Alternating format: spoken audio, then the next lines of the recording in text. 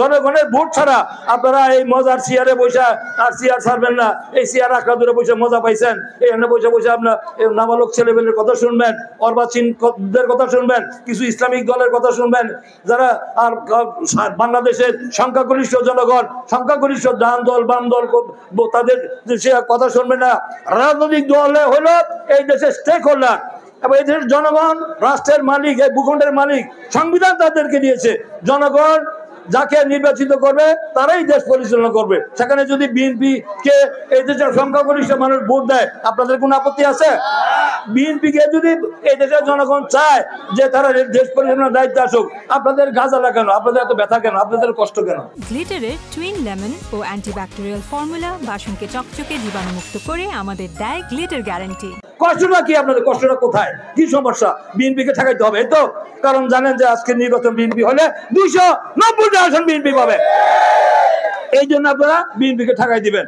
ঠেকান এই যদি করেন তাহলে কিন্তু ডিসেম্বরের নির্বাচনের তারিখ, সুনির্দিষ্ট দিন তারিখ রুট ম্যাপ ঘোষণা না করলে জনগণ কিন্তু রাস্তায় নামতে বাধ্য হবে।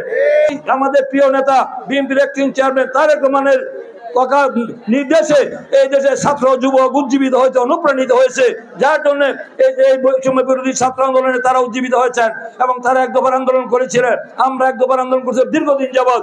এই শুধু এই জুলাই এবং আন্দোলনের 2000-এর বেশি আমাদের তাহমিদ সহ তারা জীবন দিয়েছে। তার মধ্যে বিএনপি পরিবারের 405 জন জীবন দিয়েছে, তারা শহীদ হয়েছে।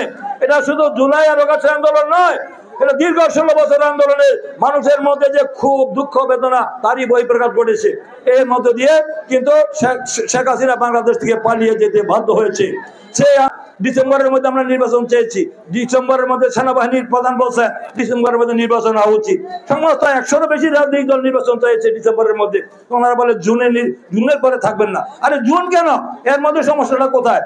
এই ডিসেম্বরের পরে পিছনে তো একটি যুক্তিও তারা দেখাতে পারবেন না। কি কারণে জুনের মানে ডিসেম্বরের পরে নির্বাচন করতে চান? কোন যুক্তি দেখাতে পারবেন? আমি চ্যালেঞ্জ করে বলতে পারি, আমি আমাদের এই সম্মানিত চিফ অ্যাডভাইজারকে আমি বলতে চাই যে আপনি ডিসেম্বরের পরিবর্তে আপনি কেন জুনে করতে যাচ্ছেন? জুনে বাংলাদেশের বাপদাদারা মানে শুনছেন জুনে কোনো জাতীয় নির্বাচন হইতে? এই মুরব্বীরা শুনছেন নাকি? জাতীয় নির্বাচন জুন জুলাই মেতে হয়েছে।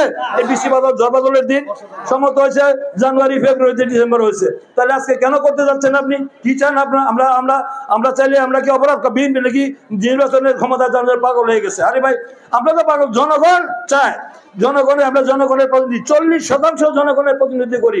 আমরা তো নির্বাচন চাবো জনগণের পক্ষ থেকে, যে জনগণের ভোট দিয়ে জনগণের সরকার। আমরা বলি না বিএনপি কে দিতে হবে, কারণ বিএনপির সংস্কার আর বিচারের কথা বলতে, সংস্কার বিচার তো চলমান প্রক্রিয়া, চলতে থাকবে। এই সংস্কার বিচার নিয়ে তো আমাদের কোন রকম বিরোধ নাই। এই সরকারের সাথে আমাদের প্রতিপক্ষ না। এই সরকারের ব্যাপারে একদিন চেয়ারম্যান তারেক রহমান বলছেন এটা আমাদেরই সরকার আন্দোলনের ফসল, এই সরকারকে ব্যর্থ হতে দেওয়া যাবে না।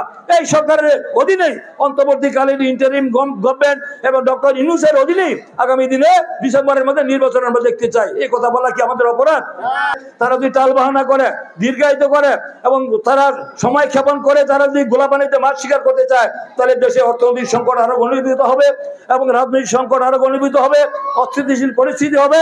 আবার পতিত ফ্যাসিস্টরা তারা দোসররা আবার অনুপ্রবেশ করার সুযোগ পাবে। সেই সুযোগের করে দেওয়াটা কি আপনারা মেনে নেবেন?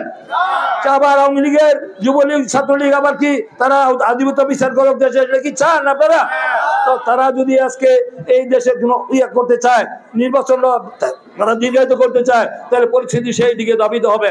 আর তারা যদি এতই শক্ত হয়ে প্রধানমন্ত্রী হওয়ার, মন্ত্রী হওয়ার, তাহলে সেখান থেকে পদত্যাগ করে রাজনৈতিক দল গঠন করে আসে আপনারা নির্বাচন করেন। জনগণ যদি চায় আপনারা এমপি মন্ত্রী হয়ে আবার দেশ পরিচালনা করেন, মন্ত্রী হন, প্রধানমন্ত্রী হন, রাষ্ট্রপতির কোনো আপত্তি নাই।